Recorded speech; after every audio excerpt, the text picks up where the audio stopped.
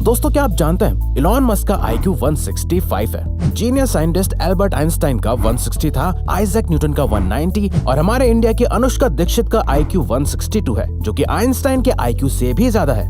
वैसे तो दुनिया के सभी लोगों का एवरेज IQ लेवल 100 के करीब होता है, पर क्या आप जानते हैं worlddata.info की एक रिपोर्ट के अकॉर्डिंग टोटल 109 कंट्रीज में से सिंगापुर एवरेज 108 IQ के साथ नंबर 1 पोजीशन पे है। वहीं अपने इंडिया का एवरेज IQ 81 है, जो इंडिया को वर्ल्ड्स एवरेज IQ की लिस्ट में 80th पोजीशन पे डालता है, जो कि काफी लो है। लेकिन हम इसे बढ़ा सकते हैं अगर हम सभी अपने IQ को और बढ़ाने पे फोकस करें, क्योंकि ज्यादा IQ वाले लोग एकेडमिकली अच्छा परफॉर्म करते हैं। ऐसे लोगों के सक्सेसफुल होने के चांसेस ज्यादा होते हैं। इनकी लर्निंग और प्रॉब्लम सॉल्विंग पावर अच्छी होती है और ऐसे लोग अपनी लाइफ में बाकियों के मुकाबले ज्यादा इनकम कमाते हैं, क्योंकि बिकॉज ऑफ हाई IQ इनके लिए कुछ भी करना बाकियों के मुकाबले आसान हो जाता है। तो इसीलिए दोस्तों हम सभी को अपने IQ को इंक्रीज करने में बहुत ज्यादा फोकस करना चाहिए। तो अगर आप भी अपना IQ और बढ़ाना चाहते हो तो वीडियो को पॉज करके अभी कमेंट्स में लिखो IQ। पर ये IQ एग्जैक्टली होता क्या है और हम अपना IQ कैसे बढ़ा सकते हैं, आइए जानते हैं। Number 1, what is IQ and how to calculate and increase your IQ। IQ का मतलब होता है इंटेलिजेंट कोशेंट।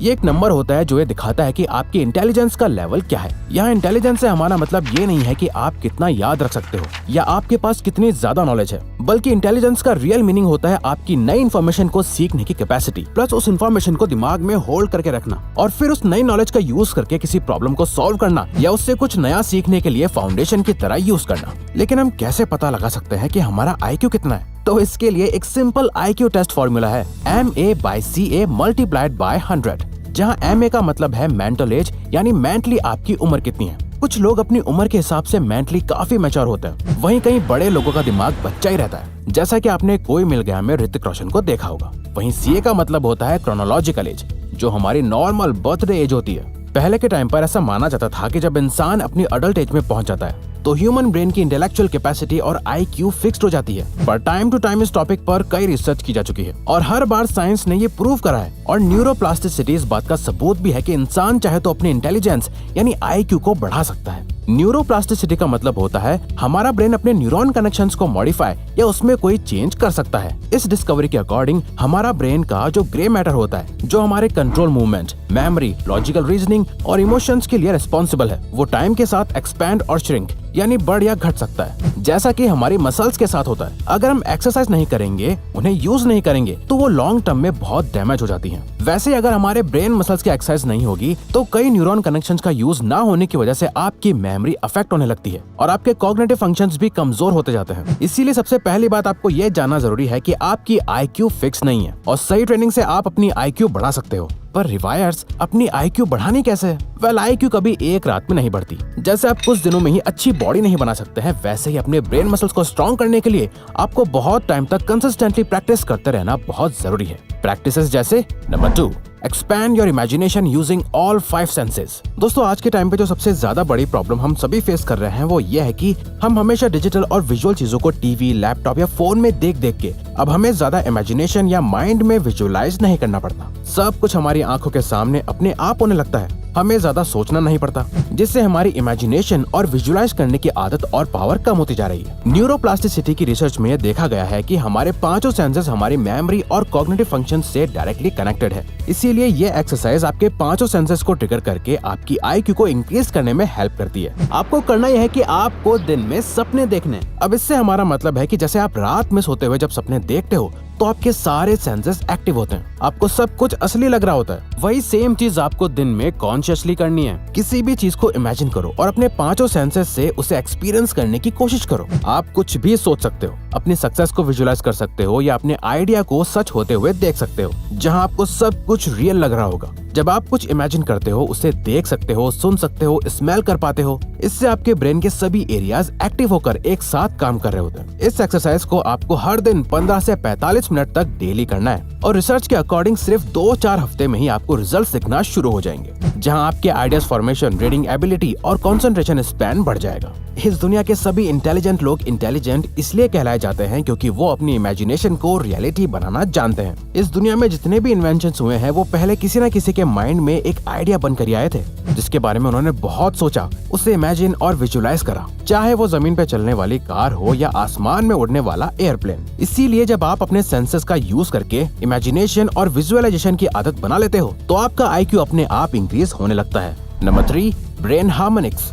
दोस्तों, आपने YouTube पे स्टडी म्यूजिक, मेडिटेशन म्यूजिक और ब्रेन पावर इंक्रीज करने जैसे म्यूजिक वीडियोस कभी न कभी देखे होंगे, जिन्हें ब्रेन हार्मोनिक्स या बाइनॉरल बीट्स भी कहा जाता है। पर क्या ये एक्चुअल में काम करते हैं? Well, association for applied psychophysiology and biofeedback के न्यूरोफीडबैक डिवीजन के फॉर्मर प्रेसिडेंट सिगफ्रीड ऑथमर ने एक ब्रेन वेव ट्रेनिंग एक्सपेरिमेंट करा था, जहां उन्होंने अपने पार्टिसिपेंट्स को डिफरेंट वेवलेंथ्स को कंबाइन करा हुआ म्यूजिक सुनते हुए रेगुलरली मेडिटेट करने को कहा। जिसके बाद ये देखा गया कि जिन लोगों ने ब्रेन हार्मोनिक्स का यूज करके मेडिटेशन करा था, उन सभी के एवरेज IQ में 23% का इंक्रीज हुआ था।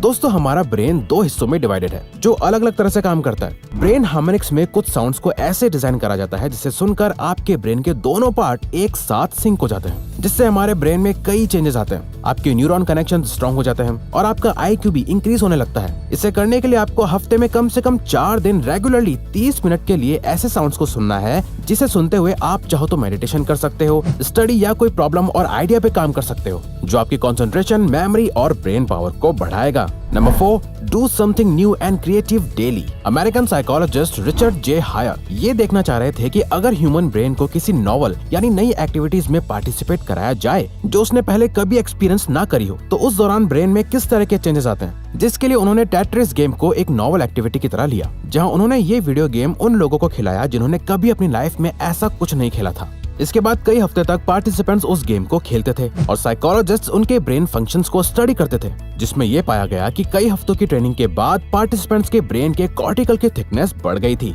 और साथ ही उनके ब्रेन के कई एरियाज में ग्लूकोज का इंटेक बढ़ गया था, जिसका मतलब उनका ब्रेन ज्यादा एनर्जी कंज्यूम कर रहा था और ज्यादा न्यूरल कनेक्शंस डेवलप हो रहे थे, जो अल्टीमेटली उनका IQ बढ़ा रहे थे। और टाइम के साथ वो इस गेम में अच्छा भी करते जा रहे थे। बट हैरानी की बात तो ये थी कि टाइम के साथ उनके ब्रेन में ये ग्रोथ जितनी तेजी से हुई उतनी ही तेजी से कम भी होने लगी, क्योंकि उनका ब्रेन उस गेम को समझ गया था, उसे खेलना सीख गया था। अब उसे इतनी मेहनत नहीं करनी पड़ रही थी, इसीलिए उनका ब्रेन आलसी हो गया था। इसीलिए जब आप हर दिन कुछ नया करते हो, अपने ब्रेन को चैलेंज करके कुछ डिफरेंट और क्रिएटिव काम करते हो, तो इससे आपके ब्रेन को ज्यादा मेहनत करनी पड़ती है। बिल्कुल जैसे आप जिम जाते हो और वेट्स उठाते हो तो आपकी मसल्स स्ट्रांग होती हैं, वैसे ही कुछ नया और क्रिएटिव लाइक डूडलिंग, म्यूजिक या अदर क्रिएटिव चीज करने से आपकी ब्रेन की मसल्स स्ट्रांग होने लगती हैं। Number 5, practice higher self control.